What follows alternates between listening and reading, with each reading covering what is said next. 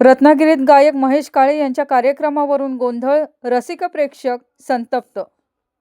प्रसिद्ध गायक महेश काळे यांच्या नावावर आयोजित करण्यात आलेल्या गायन कार्यक्रमाबाबत रत्नागिरीत मोठा गोंधळ उडाल्याची धक्कादायक घटना समोर आली आहे। प्रमोद महाजन क्रीडांगण येथे रविवारी सायंकाळी सुमारे 7 वाजण्याच्या सुमारास हा प्रकार घडला असून कार्यक्रमच न झाल्याने रसिक प्रेक्षकांनी तीव्र संताप व्यक्त केला आहे। मिळालेल्या माहितीनुसार महेश काळे यांच्या गायनाचा कार्यक्रम रत्नागिरीत आयोजित करण्यात आला होता। या कार्यक्रमाची तिकिटे स्थानिक पातळीवर तसंच बुक माय शो यावर विक्रीसाठी उपलब्ध होती।